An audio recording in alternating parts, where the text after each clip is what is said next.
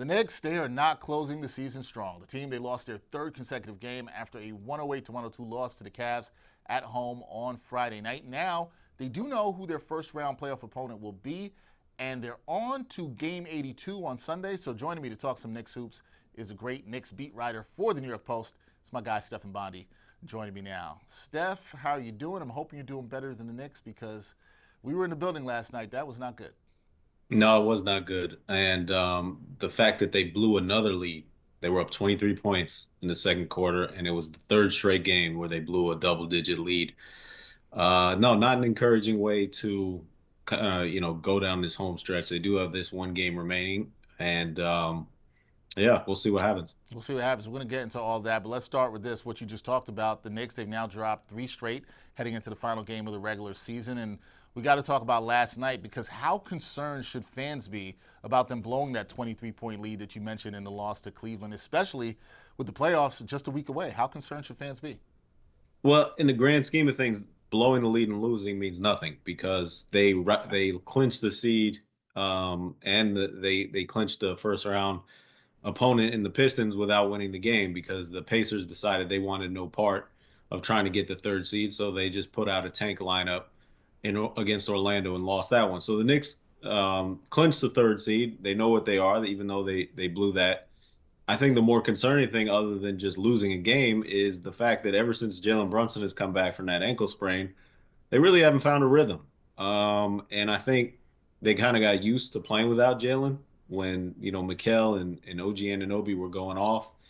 And now they've got to reincorporate him, and it's been bumpy. And you don't want bumpy when you're this close to the playoffs. So, they were very adamant after the game last night. We got to fix this. And Tibbs was about as angry as I've seen him this season. I've seen him angrier in previous seasons, but I think he was as angry as angry as I've seen him this season. And his message was, we have to fix this and fix this fast. Yeah, and the thing is, it has to be fast because there's not a lot of time. We'll get to the fixing in 1 second. I want to talk to you about the first round opponent in Detroit. This Pistons team, like, they may not have the playoff experience, but they're young, they're hungry, they're playing with nothing to lose right now. How dangerous is this matchup for the Knicks? Yeah, I mean, it is very dangerous. You have Cade Cunningham, who is a spectacular player, and he's given the Knicks fits this season. He's averaged over 30 points per game. Every time he's played the Knicks, they have not had an answer for him. And then part of the problem is that when you go down the line and you look at all the great perimeter players that the Knicks have played, these top teams, whether it's Jason Tatum, whether it's Donovan Mitchell, whether it was Darius Garland last night too, they just have problems with these guys. And Mikal Bridges was supposed to be the guy to be the stopper of these types of players, and it really hasn't worked out that well. So, it'll be interesting to see if they put OG Anunoby on him. And, going back to what you said about being a dangerous team with nothing to lose, that is absolutely the case. The Knicks have way more to lose in this series. The pressure is on them. The Detroit Pistons are kind of playing with house money. Nobody expected them to be here. They were coming off that disastrous season last season under Monty Williams. They've exceeded all expectations, and if they lose in the first round to a higher seeded team, they can still view this season as a success. Yeah. The Knicks, if they don't win, big problems. You kind of led me to the next thing I was going to ask you about because former NBA head coach Stan Van Gundy, he commented to our colleague Steve Serby. He said there's a harsh playoff reality facing the Knicks, and his assessment is that the Knicks have, quote, everything to lose in this first round, especially given their higher expectations here.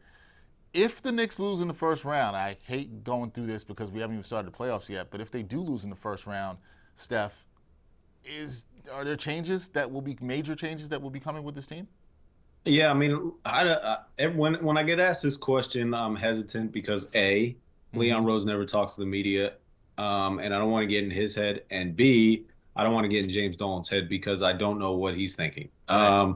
So logic tells me that yes, if there is a first round bust elimination, that there will be changes made, whether it's to the coach or whether it's to the roster.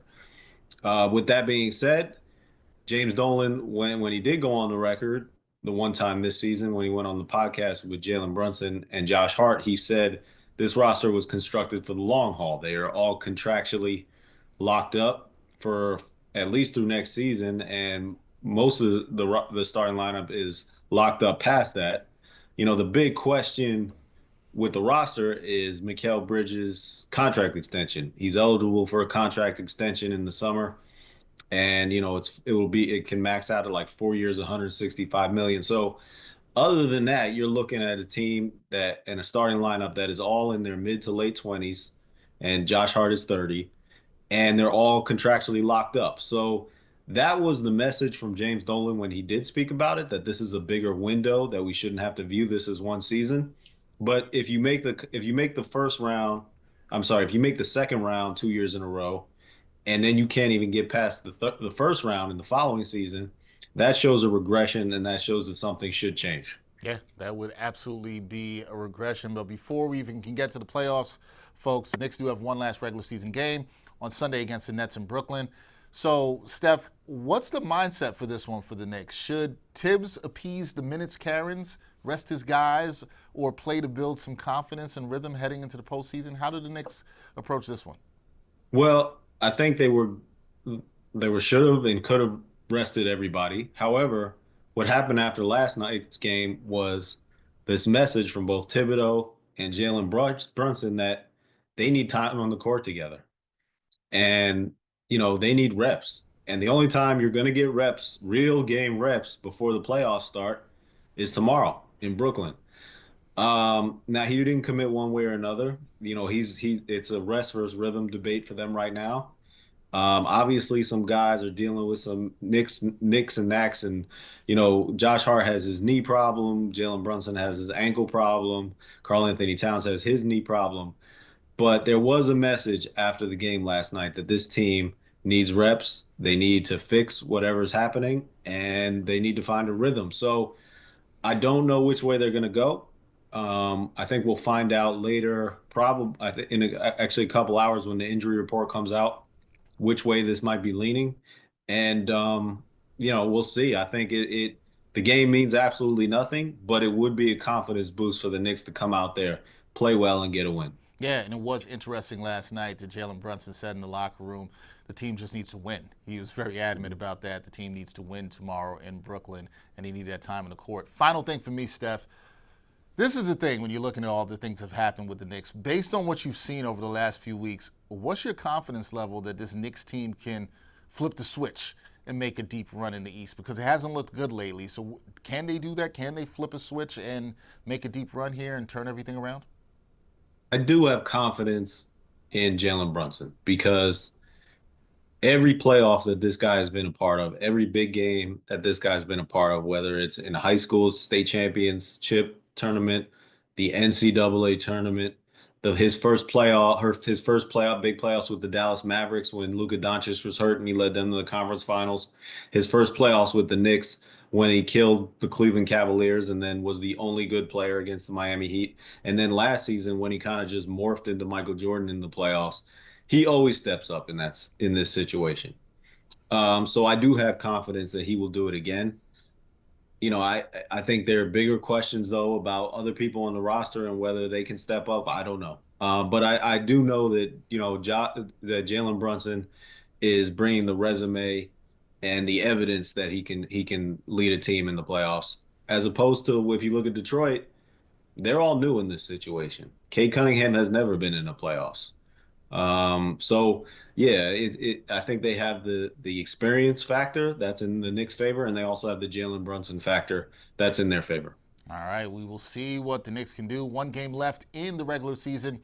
That'll be in Brooklyn tomorrow. Regular season finale, 1 p.m. tip in BK. That is Stefan Bondy, Knicks beat reporter for the New York Post, doing a great job. Steph, appreciate the time. I will see you soon next week. We'll have to preview this playoff series. We'll do it soon. All right, man. Thank you.